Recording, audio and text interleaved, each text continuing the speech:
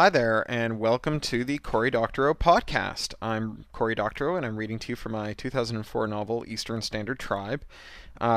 This is the fifth installment. I can't even keep track in the reading. Last time I just read you one long chapter. I'm hoping to get two or three shorter chapters in this reading. I got a big day tomorrow. I get up at 3 a.m. and fly to San Francisco, and tomorrow night I'm having the launch party in San Francisco for my new short story collection, Overclocked. You've heard all of those stories podcasted here. That's at 7 p.m. at Borderlands Books. And next week, on February the 15th, a week tomorrow, I'm having a book launch at 7 p.m. at Secret Headquarters here in Los Angeles. These book launches are going great, and what's more, the book is just doing phenomenally well. It's been out for about 2.5 weeks, and it's sold out its entire print run. So they've gone back to the press. There's a second edition that'll hit the stands on February 21st, but whatever you can find in bookstores, that's it for the first edition. It's all sold out. So thank you all very much for making it such a good success. Chapter 12. Art was at his desk at O'Malley House the next day when Fede knocked at his door. Fede was bearing a small translucent gift bag made of some cunning combination of rough handmade paper and slick polymer. Art looked up from his comm and waved at the door. Fede came in and put the parcel on Art's desk. Art looked askance at Fede, and Fede just waved at the bag with a go-ahead gesture. Art felt for the catch that would open the bag without tearing the materials, couldn't find it immediately, and reflexively fired up his comm and started to make notes on how a revised version of the bag could provide visual cues showing how to open it. Fede caught him at it, and they traded grins. Art probed the bag's orifice a while longer, then happened upon the release. The bag sighed apart, falling in 3 petals, and revealed its payload, a small leather-worked box with a simple brass catch. Art flipped the catch and eased the box open. Inside, in a fitted foam cavity, was a gray lump of stone. "It's an axe head," Fede said. "It's 200,000 years old." Art lifted it out of the box carefully and turned it about, admiring the clean tool marks from its shaping. It had heft and brutal simplicity, and a thin spot where a handle must have been lashed once upon a time. Art ran its fingertips over the smooth tool marks, over the tapered business end where the stone had been painstakingly flaked into an edge. It was perfect. Now that he was holding it, it was so obviously an axe, so clearly an axe. It needed no instruction. It explained itself. I am an axe. Hit things with me.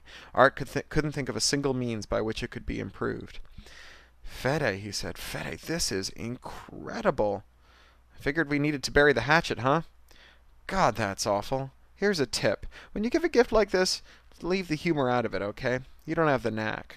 Art slapped him on the shoulder to show he was kidding, and then reverently returned the axe to its cavity. "That is really one hell of a gift, Fede. Thank you." Fede stuck his hand out. Art shook it, and some of the week's tension melted away. "Now you're going to buy me lunch," Fede said. "Deal." They toddled off to Piccadilly and grabbed seats at the counter of a South Indian place for a businessman's lunch of thali and thick mango lassi, which coated their tongues in alkaline sweetness that put out the flames from the spiced veggies. Both men were sweating by the time they ordered their second round of lassi, and Art had his hands on his belly, amazed as ever that something as insubstantial as the little platter's complement of veggies and naan could fill him up as efficiently as it had. "What are you working on now?" Fede asked, suppressing a curry-whiffed belch. "Same shit," Art said. "There are a million ways to make the service work. The right societies want lots of accounting and lots of pay-per-use. Mass Pike hates that. It's a pain in the ass to manage, and the click-through licenses and warnings that they want to slap on are just heinous. People are going to crash their cars fucking around with the I agree buttons. Not to mention they want a firmware check on every stereo system that gets a song, make sure that this week's copy protection is installed. So I'm coopering up all these user studies with weasels from the legal departments at the studios where they just slaver over all this stuff, talking about how warm it all makes them feel to be sure they're compensating artists and how grateful they are for reminders to keep their software up to date and shit. I'm modeling a system that has a click-through every time you queue up a new song, too. It's going to be perfect. The right societies are going to love it, and I've handpicked the peer review group at VDT, stacked it up with total assholes who love manuals and following rules. It's going to sail through approval."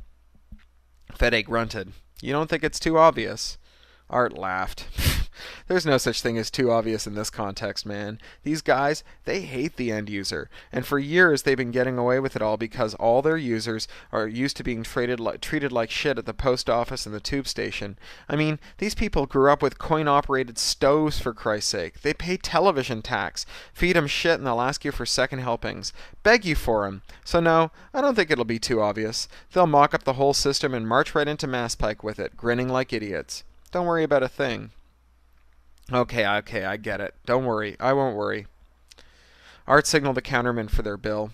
The counterman waved distractedly in the manner of a harried restaurateur dealing with his regulars, and said something in Korean to the bus girl, who, along with the Vietnamese chef and the Congolese sous chef, led the joint a trans-world sensibility that made it a favorite among the painfully global darlings of O'Malley House. The bus girl found a pad and started totting up numbers, then keyed them into a point-of-sale terminal, which juiced Art's calm with an accounting for their lunch. The business with hand-noting everything before entering it into the POS had driven Art to distraction when he'd first encountered it. He assumed that the terminal's UI was such that a computer-illiterate bus girl couldn't reliably key in the data without having it in front of her, and for months he'd cited it in net bullshit sessions as yet more evidence of the pervasive user hostility that characterized the whole damn GMT. He'd finally tried out this rant on the counterman, one foreigner to another, just a little Britain bashing session between two refugees from the colonial jackboot. To his everlasting surprise, the counterman had vigorously defended the system, said that he liked the POS data entry system just fine, but that the stack of torn-off paper stubs from the bus girl's receipt book was a good visualization tool, letting him eyeball the customer volume from hour to hour by checking the spike beside the till, and the rubber-banded stacks of yellowing paper lining his cellar shelves gave him a wonderfully physical evidence of the growing success of his little eatery. There was a lesson there, Art knew, though he'd yet to codify it. User mythology was tricky that way. Every time Art scribbled a tip into his comm and squirted it back at the POS, he considered this little puzzle, eyes unfocusing for a moment while his vision turned inwards. As his eyes snapped back into focus, he noticed the young lad sitting on the long leg of the L formed by the counter. He had bully short hair and broad shoulders, and a sneer that didn't quite disappear as he shoveled up the doll with a biodegradable bamboo disposable spork. He knew this guy from somewhere. The guy caught him staring, and they locked eyes for a moment, and in that instant Art knew exactly who the guy was. It was Tom, who he'd last seen stabbing at him with a taser clutched in one shaking fist, face twisted in fury. Tom wasn't wearing his Killsport armor, just nondescript athletic wear, and he wasn't with Lester and Tony, but it was him. Art watched Tom cock his head to jog his memory, and then saw Tom recognize him. Uh-oh. "We have to go, now," he said to Fede, standing and walking away quickly, hand going to his comm. He stopped short of dialing 999, though. He wasn't up for another police station all-nighter. He got halfway up Piccadilly before looking over his shoulder, and he saw Fede shouldering his way through the lunchtime crowd, looking pissed. A few paces behind him came Tom, face contorted in a sadistic snarl. Art did a little two-step of indecision, moving towards Fede, then away from him. He met Tom's eyes again, and Tom's ferocious, bared teeth spurred him on. He turned abruptly into the tube station, waved his comm at a turnstile, and dove into the thick of the crowd heading down the stairs to the Elephant and Castle platform. His comm rang. "What is wrong with you, man?" Fede said. "One of the guys who mugged me," he hissed. "He was sitting right across from us. He's a couple steps behind you. I'm in the tube station. I'll ride a stop and catch a cab back to the office." "He's behind me? Where?" Art's comm lit up with a grainy feed from Fede's comm. It jiggled as Fede hustled through the crowd. "Jesus, Fede, stop! Don't go into the goddamn tube station. He'll follow you here." "Where do you want me to go? I gotta go back to the office." "Don't go there either. Get a cab and circle the block a couple times. Don't lead him back." "This is stupid. Why don't I just call the cops?" "Don't bother. They won't do shit. I've been through this already. I just want to lose that guy and not have him find me again later." Christ. Art squeaked as Tom filled his screen, then passed by, swinging his head from side to side with saurian rage. "What?" Fede said. "That was him. He just walked past you. He must not know you're with me. Go back to the office. I'll meet you there." "That dipshit? Art, he's all of 5 feet tall." "He's a fucking psycho, Fede. Don't screw around with him or I'll give you a Tesla enema." Fede winced. "I hate tasers. The train is pulling in. I'll talk to you later." Okay. Art formed up in queue with the rest of the passengers and shuffled through the gas chromatograph, tensing up a little as it sniffed his personal space for black powder residue. Once on board, he tore a Santa wipe from the roll in the ceiling, ignoring the VDT ad on it, and grabbed the stainless steel rail with it, stamping on the drifts of Santa wipe mulch on the train's floor. He made a conscious effort to control his breathing, willed his heart to stop pounding. He was still juiced with adrenaline, and his mind raced. He needed to do something constructive with his time, but his mind kept wandering. Finally, he gave in and let it wander. Something about the counterman, about his slips of paper, about the mass pike. It was knocking around in his brain, and he just couldn't figure out how to bring it to the fore. The counterman kept his slips in the basement so he could sit among them and see how his business had grown, every slip a person served, a ring on the till, money in the bank. Drivers on the mass pike who used traffic jams to download music from nearby cars and then paid to license the songs. Only they didn't. They circumvented the payment system in droves, running bootleg operations out of their cars that put poor old Napster to shame for sheer volume. Some people drove in promiscuous mode, collecting every song on every car on the turnpike, cruising the tunnels that riddled Boston like mobile pirate radio stations, dumping their collection to other drivers when it came time to quit the turnpike and settle up for their music at the toll booth. It was these war drivers that the mass pike was really worried about. Admittedly, they actually made the system go. Your average fartmobile driver had all of 10 songs in his queue, and the short-range broadband connection that you had on Mass Pike meant that if you were stuck in a jam of these cars, your selection would be severely limited. The war drivers, though, were mobile jukeboxes. The Highway Patrol had actually seized cars with over 300,000 tracks on their drives. Without these fat caches on the highway, Mass Pike would have to spend a fortune on essentially replicating the system with their own mobile libraries. The war drivers were the collective memory of the Mass Pike's music listeners. Ooh, that was a tasty idea. The collective memory of Mass Pike. Like Dark Ages scholars, memorizing entire texts to preserve them against the depredations of barbarism, passing their collections carefully from car to car. He'd investigated the Highway Patrol reports on these guys, and there were hints there, shadowy clues of an organized subculture, one with a hierarchy, where newbies tricked out their storage with libraries of novel and rare tunage in a bid to convince the established elite that they were worthy of joining the collective memory. Thinking of war drivers as a collective memory was like staring at an optical illusion and seeing the vase emerge from two faces. Art's entire perception of the problem involuted itself in his mind. He heard panting and realized it was him. He was hyperventilating. If these guys were the collective memory of Mass Pike, that meant that they were performing a service, reducing Mass Pike's costs significantly. That meant that they were tastemakers, injecting fresh music into the static world of Boston drivers. Trace that. Find out how influential they were. Some would know. The Mass Pike had stats on how songs migrated from car to car. Even without investigating it, Art just knew that these guys were offsetting millions of dollars in marketing. So feed that culture. War drivers needed to be devoted to make it into the subculture. They had to spend 4 or 5 hours a day cruising the freeways to accumulate and propagate their collections. They couldn't leave the Mass Pike until they found someone to hand their collections off to. What if Mass Pike rewarded these guys? What if Mass Pike charged nothing for people with more than, say, 50,000 tunes in their cache? Art whipped out his comm and his keyboard and started making notes, snatching at the silver rail with his keyboard hand every time the train jerked and threatened to topple him. That's how the tube cops found him once the train reached Elephant and Castle, as they did their rounds, politely but firmly rousting him. Chapter 13. I am already in as much trouble as I can be, I think. I have left my room, hit and detonated some poor cafeteria hash-slinger's fartmobile, and certainly damned some hapless secret smoker to employee Hades for his security lapses. When I get down from here, I will be bound up in a chemical straitjacket.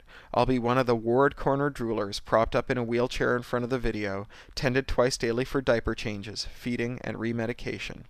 That is the worst that they can do, and I'm in for it. This leaves me asking 2 questions. 1. Why am I so damned eager to be rescued from this rooftop eyrie? I am sunburned and sad, but I am more free than I have been in weeks. 2. Why am I so reluctant to take further action in the service of getting someone up onto the roof? I could topple a ventilator chimney by moving the cinder blocks that hold its apron down and giving it the shoulder. I could dump rattling hands full of gravel down its maw and wake the psychotics below. I could, but I won't. Maybe I just don't want to go back just yet. They cooked it up between them, the Jersey customers, Fede and Linda. Should have known better. When I landed at Logan, I was full of beans, ready to design and implement my war-driving scheme for the Jersey customers and advance the glorious cause of Eastern Standard Tribe. I gleefully hopped up and down the coast, chilling in Manhattan for a day or two, hanging with Gran in Toronto. That Linda followed me out made it all even better. We rented cars and drove them from city to city, dropping them off at the city limits and switching to top-grade EST public transit, eating top-grade EST pizza, heads turning to follow the impeccably dressed buff couples that stroll the pedestrian-friendly streets arm in arm. We sat on stoops in Brooklyn with old ladies who talked softly in the gloaming of the pollution-tinged sunsets, while their grandchildren chased each other down the street. We joined a pickup game of street hockey in Boston, yelling "car" and clearing the net every time a fartmobile turned into the cul-de-sac. We played like kids. I got calm during working hours, and my evenings were blissfully devoid of buzzes, beeps, and alerts. It surprised the hell out of me when I discovered Fede's treachery and Linda's complicity, and found myself flying cattle class to London to kick Fede's ass. What an idiot I am. I've never won an argument with Fede. I thought I had that time, of course, but I should have known better. I was hardly back in Boston for a day before the men with white coats came to take me away. They showed up at the Novotel, soothing and grim, and opened my room's keycard reader with a mental hygiene override. There were 4 of them, wiry and fast with the no-nonsense manner of men who have been unexpectedly hammered by outwardly calm psychopaths. That I was harmlessly having a rare cigarette on the balcony, dripping from the shower, made no impression on them. They dropped their faceplates, moved quickly to the balcony, and boxed me in. One of them recited a Miranda-esque litany that ended with, "Do you understand?" It wasn't really a question, but I answered anyway. No, I don't! Who the hell are you, and what are you doing in my fucking hotel room?" In my heart, though, I knew. I'd lived enough of my life on the hallucinatory edge of sleep-debt to have anticipated this moment during 1,000 freakouts. I was being led away to the sanatorium because someone, somewhere, had figured out about the scurrying hamsters in my brain. About time. As soon as I said the F-word, the guns came out. I tried to relax. I knew intuitively that this could either be a routine and impersonal affair, or a screaming, kicking, biting nightmare. I knew that arriving to the intake in a calm frame of mind would make the difference between a chemical straitjacket and a sleeping pill. The guns were non-lethals and varied. 2 kinds of nasty aerosol, a dart gun, and a taser. The taser captured my attention, whipping horizontal lightning in the spring breeze. The Tesla enema, they called it in London. Supposedly club kids use them recreationally, but everyone I knew who'd been hit by one described the experience as fundamentally and uniquely horrible. I slowly raised my hands. "I would like to pack a bag, and I would like to see documentary evidence of your authority. May I?" I kept my voice as calm as I could, but it cracked on "may I." The reader of the litany nodded slowly. "You tell us what you want packed, and we'll pack it. Once that's done, I'll show you the committal document. All right?" "Thank you," I said. They drove me through the Route 128 traffic in a sealed and padded compartment in the back of their van. I was strapped in at the waist, and strapped over my shoulders with a padded harness that reminded me of a roller coaster restraint. We made slow progress, jerking and changing lanes at regular intervals. The traffic signature of 128 was unmistakable. The intake doctor wanted me for contraband, drew fluids for my various parts, and made light chit-chat with me along the way. It was the last time I saw him. Before I knew it, a beefy orderly had me by the arm and was leading me to my room. He had a thick Eastern European accent, and he ran down the house rules for me in battered English. I tried to devote my attention to it, to forget the slack-eyed ward denizens I'd passed on my way in. I succeeded enough to understand that the relationship of my leg cuff, the door frame, and the elevators. The orderly fished in his smock and produced a hypo. "For sleeping," he said. Panic, suppressing my arrival, welled up and burst over. "Wait," I said. "What about my things? I had a bag with me." Talk to doctor in morning," he said, gesturing with a hypo, fitting it with a needle and dosage cartridge, and popping a sterile wrap off with a thumb switch. "Now, for sleeping." He advanced on me. I'd been telling myself that this was a chance to rest, to relax and gather my wits.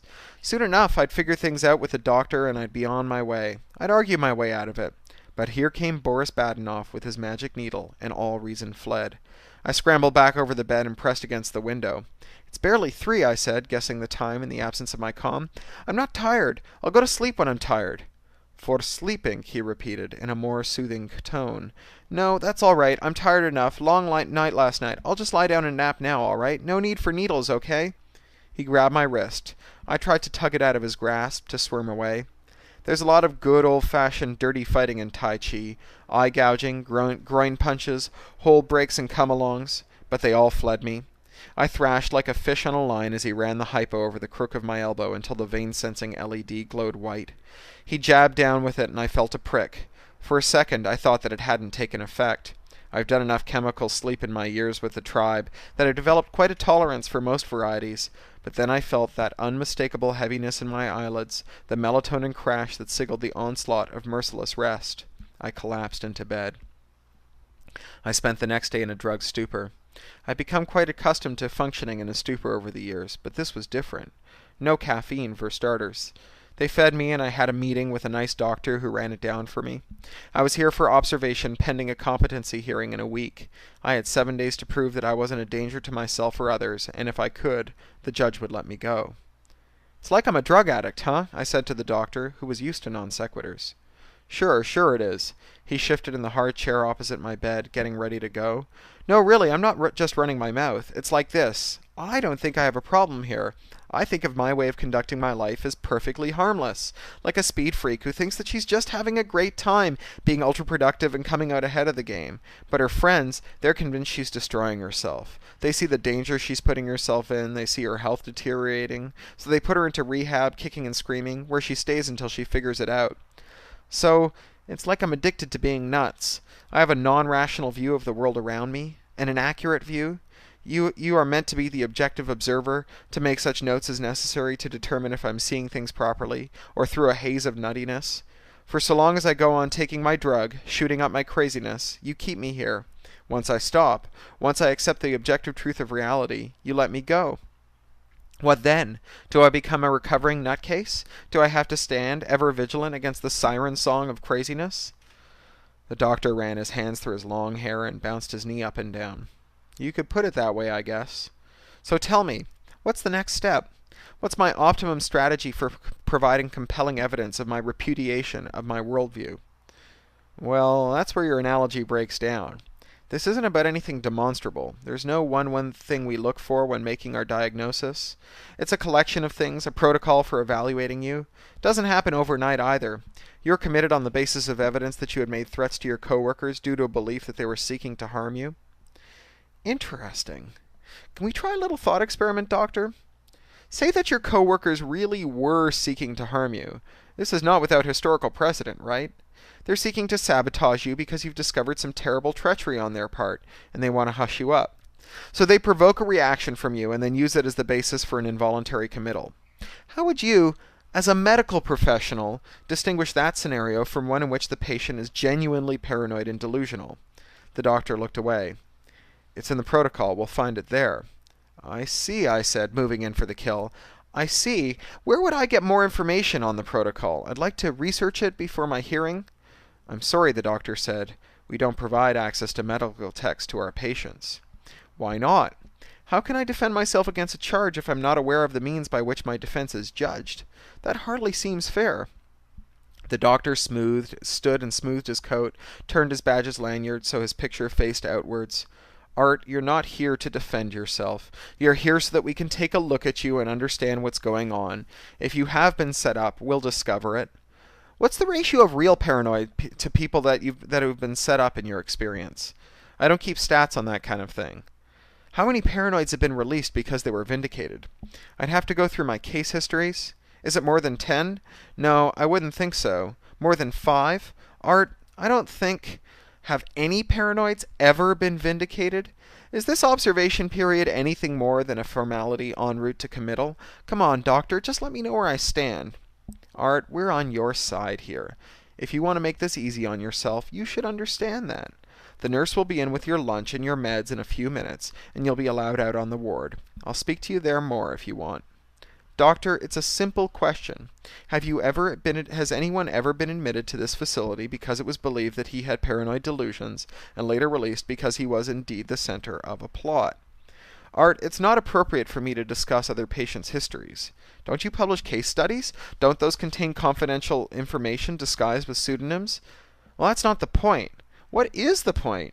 It seems to me that my optimal strategy here is to repudiate my belief that Fede and Linda are plotting against me, even if I still believe this to be true, even if it is true, and profess a belief that they are my good and concerned friends. In other words, if they are indeed plotting against me, I must profess to a delusional belief that they aren't, in order to prove that I am not delusional. I've read Catch-22 too, Art. That's not what this is about, but your attitude isn't going to help you any here. The doctor scribbled on his comm briefly, tapped at some menus. I leaned across and stared at his screen. That looks like a prescription, Doctor. It is. I'm giving you a mild sedative. We can't help you until you're calmer and ready to listen. I'm perfectly calm. I just disagree with you. I'm the sort of person who learns through debate. Medication won't stop that. We'll see, the doctor said, and left before I could muster a riposte. I was finally allowed into the ward, dressed in what the nurses called day clothes, the civilian duds that I'd packed before leaving the hotel, which an orderly retrieved for me from a locked closet in my room.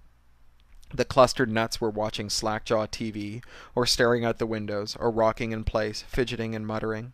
I found myself seated next to a birdy woman whose long wavy hair was pointed down the middle, leaving a furrow in her scalp lined with twin rows of dandruff.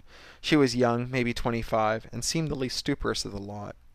"Hello," I said to her. She smiled shyly, then pitched forward and vomited copiously and noisily between her knees. I shrank back and struggled to keep my face neutral. A nurse hastened to her side and dropped a plastic bucket into the stream of puke, which was still gushing out of her mouth, her thin chest heaving. "Here, Sarah, in here," the nurse said, with an air of irritation. "Can I help?" I said ridiculously. She looked sharply at me. "Art, isn't it? Why aren't you in group? It's after 1. "Group?" I asked. "Group, in that corner, there." She gestured at a collection of sagging sofas underneath one of the ward's grilled-in windows. "You're late, and they've started without you." There were 4 other people there, 2 women and a young boy, and a doctor in mufti, identifiable by his shoes, not slippers, and his staff of office, the almighty badge on a lanyard. Throbbing with dread, I moved away from the still-heaving girl to the sofa cluster and stood at its edge. The group turned to look at me. The doctor cleared his throat. "Group, this is Art. Glad you made it, Art. You're a little late, but we're just getting started here, so that's okay. This is Lucy, Fatima, and Manuel. Why don't you have a seat?" His voice was professionally smooth and stultifying. I sank into a bright orange sofa that exhaled a cloud of dust motes that danced in the sun streaming through the windows. It also exhaled a breath of trapped ancient farts, barf smell, and antiseptic, the parfum de asylum that gradually numbed my nose to all other scents on the ward. I folded my hands in my lap and tried to look attentive. "All right, Art. Everyone in the group is pretty new here, so you don't have to worry about not knowing what's what. There are no right or wrong things. The only rules are that you can't interrupt anyone, and if you want to criticize, you have to criticize the idea, not the person who said it. All right?" "Sure," I said. "Sure, let's get started." "Well, aren't you eager?" the doctor said warmly. "All right. Manuel was just telling us about his friends." "They're not my friends," Manuel said angrily. "They're the reason I'm here. I hate them." "Go on," the doctor said. "I already told you yesterday. Tony and Musafir, they're trying to get rid of me. I make them look bad, so they want to get rid of me." "Why do you think you make them look bad?" "Because I'm better than them. I'm smarter, I dress better, I get better grades, I score more goals. The girls like me better. They hate me for it." "Oh yeah, you're the cat's ass, Pookie," Lucy said. She was about 15, voluminously fat, and her full lips twisted in an elaborate sneer as she spoke. "Lucy," the doctor said patiently, favoring her with a patronizing smile, "that's not cool, okay? Criticize the idea, not the person, and only when it's your turn, okay?" Lucy rolled her eyes with the eloquence of teenagedom. "All right, Manuel, thank you. Group, do you have any positive suggestions for Manuel?" Stony silence.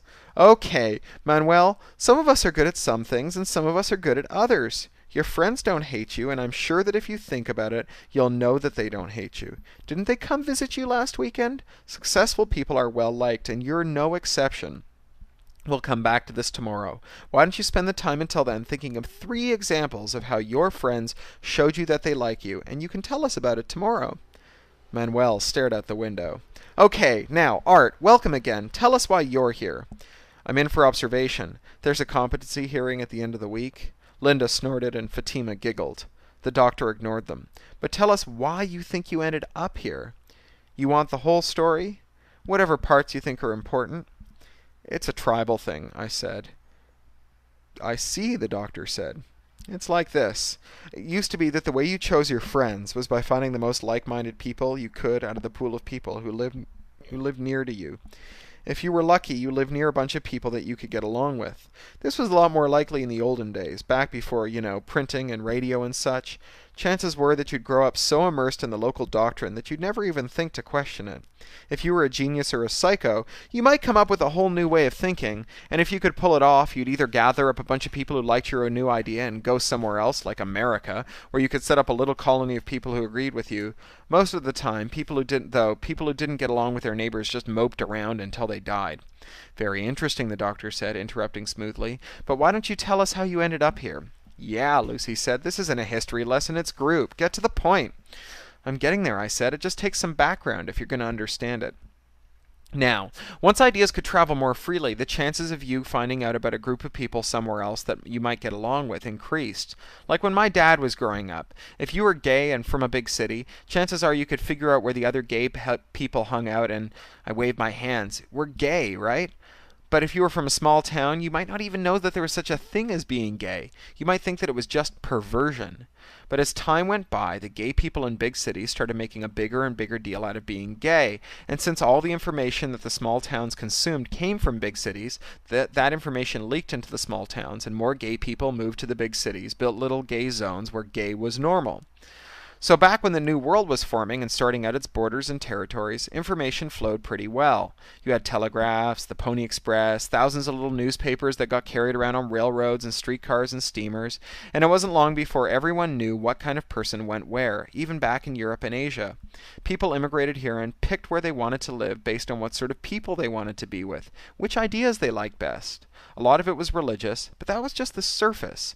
Underneath it all was aesthetics. You wanted to go somewhere where the girls were pretty in a way that you understood prettiness, where the food smelled like food and not garbage, where the shops sold goods that you could recognize. Lots of other factors were at play too, of course, jobs and Jim Crow laws and whatnot. But the tug of finding people like you is like gravity. Lots of things work against gravity, but gravity always wins in the end. In the end, everything collapses. In the end, everyone ends up with the people that are most like them that they can find. I was warming to my subject now, in that flow state that great athletes get into when they know just when to swing their bat, where to plant their foot. I knew that I was working up to a great rant. Fast forward to the age of email. Slowly but surely, we begin to mediate almost all of our communication over networks. Why walk down the hallway to ask a coworker a question when you can just send email? You don't need to interrupt them, and you can keep going on your own projects. And if you forget the answer, you can open the message again and look at the response. There are lots of ways to all kinds of ways to interact with your friends over the network. We can play hallucinogenic games, chat, send pictures, code, music, funny articles, metric fuckloads of porn. The interaction is high quality. Sure, you gain 3 pounds every year you spend behind the desk instead of walking down the hall to ask your buddy where he wants to go for lunch. That's a small price to pay. So you're a fish out of water. You live in Arizona, but you're 16 years old, and all your neighbors are 85, and you get 10 billion channels of media on your desktop. All the good stuff, everything that tickles you, comes out of some clique of hyper-urban club kids in South Philly. They're making cool art, music, and clothes. You read their mailing lists, and you can tell that they're exactly the kind of people who'd really appreciate you for who you are. In the old days, you'd pack your bags and hitchhike across the country and move to your community. But you're 16, and that's a scary step. So why move? These kids live online. At lunch, before school, and all night, they're calming in, talking trash, sending around photos, chatting. Online, you can be a peer. You can hop into these discussions, play the games, cord with one hand while chatting up a hottie a couple thousand miles away. Only you can't.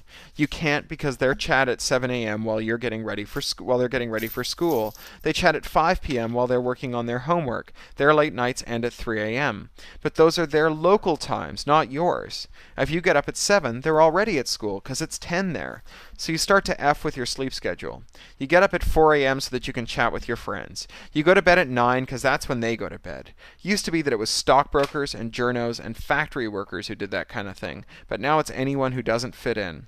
The geniuses and lunatics to whom the local doctrine tastes wrong. They choose their peers based on similarity, not geography, and they keep themselves awake at the same time as them. You need to make some nod to localness, too. Gotta be at work with everyone else, gotta get to the bank when it's open, gotta buy your groceries. You end up hardly sleeping at all. You end up sneaking naps in the middle of the day, or after dinner, trying to reconcile biological imperatives with cultural ones. Needless to say, that alienates you even further from the folks at home, and drives you to more and more into the arms of your online peers of choice. So you get the tribes. People all over the world who are really secret agents for some other time zone, some other way of looking at the world, some other zeitgeist. Unlike other tribes, you can change allegiance by doing nothing more than resetting your alarm clock. Like any tribe, they are primarily loyal to each other, and anyone outside of the tribe is only mostly human. That might sound extreme, but this is what it comes down to. Tribes are agendas, aesthetics, ethos, traditions, ways of getting things done. They're competitive. They may not all be based on time zones. There are knitting tribes and vampire fan fiction tribes and Christian rock tribes, and they've always existed. Mostly these tribes are little more than a subculture. It takes a time zone to amplify the cultural fissioning of fan fiction or knitting into a full-blown conspiracy. Their interests are commercial, industrial, cultural, culinary. A tribesman will patronize a fellow tribesman's restaurant, or give him a manufacturing contract, or hire his taxi. Not because of xenophobia, but because of homophilia. I know that my tribesman taxi will conduct its way through traffic in a way that I'm comfortable with, whether I'm in San Francisco, Boston, London, or Calcutta. I know the food will be palatable in a tribal restaurant, that a book by a tribalist will be a good read, that a gross of widgets will be manufactured to the exacting standards of my tribe. Like I said, though, unless you're at ground zero in the tribe's native time zone, your sleep sched is just raped. You live on sleep debt and chat and secret agentry until it's second nature. You're cranky and sub-rational most of the time. Close your eyes on the freeway and dreams paint themselves on the back of your lids, demanding their time, almost as heavy as gravity, almost as remorseless. There's a lot of flaming and spitting and vitriol in the tribes. They are more fractured than a potsherd. Tribal anthropologists have built up incredible histories of the fissioning of the tribes since they were first recognized. Most of them are online. You can look them up. We stab each other in the back routinely and with no more provocation than a sleep debt hallucination. Which is how I got here. I'm a member of the Eastern Standard Tribe. We're centered around New York, but we're ramified up and down the coast, Boston and Toronto and Philly, a bunch of Montreal Anglos, some wannabes in upstate New York around Buffalo and Schenectady. I was doing tribal work in London, serving the Eastern Standard agenda, working with a couple of tribesmen. Well, one tribesman and my girlfriend, who I thought was unaffiliated. Turns out, though, that they're both double agents. They sold out to the Pacific Daylight Tribe, lame-ass phonies out of L.A., slick Silicon Valley biz dev sharks, pseudo-hipsters in San Fran scarcity. Once I threatened to expose them, they set me up, had me thrown in here. I looked around proudly, having just completed a real fun little excursion through a topic near and dear to my heart. Mount Rushmore looked back at me, stony and bovine and uncomprehending. "Baby," Lucy said, rolling her eyes again, "you need some new meds." "Could be," I said, "but this is for real. Is there a comm on the ward? We can look it up together." "Oh, that'll prove it all right. Nothing but truth online." "I didn't say that. They're peer-reviewed articles about the tribe. It was a lead story on CBC's social science site last year." "Uh-huh, sure. Right next to the Sasquatch video." "I'm talking about the CBC, Lucy. Let's go look it up." Lucy mimed taking an invisible comb out of her cleavage and prodding at it with an invisible stylus. She settled on an invisible pair of spectacles on her nose and nodded sagely. "Oh yeah, sure, really interesting stuff." I realized that I was arguing with a crazy person and turned to the doctor. "You must have read about the tribes, right?" The doctor acted as if he hadn't heard me. "This is just fascinating, Art. Thank you for sharing it. Now, here's a question I'd like you to think about, and maybe you can tell us the answer tomorrow. What are the ways that your friends, the one that you said betrayed you, used to show you how much they respected and liked you? Think hard about it. I think you'll be surprised by the conclusions you come to." "What's that supposed to mean?" "Just what I said, Art. Think hard about how your friends interacted, and you'll see that they really liked you." "Did you hear what I just said? Have you heard of the tribes?" Sure. But this isn't about the tribes, Art. This is about you and," he consulted his Crom, "Fede and Linda. They care about you a great deal, and they're terribly worried about you. You can think about it. You can just think about it. Now," he said, recrossing his legs, "Fatima, you told us yesterday about your mother, and I asked you to think about how she feels. Can you tell the group what you found out?"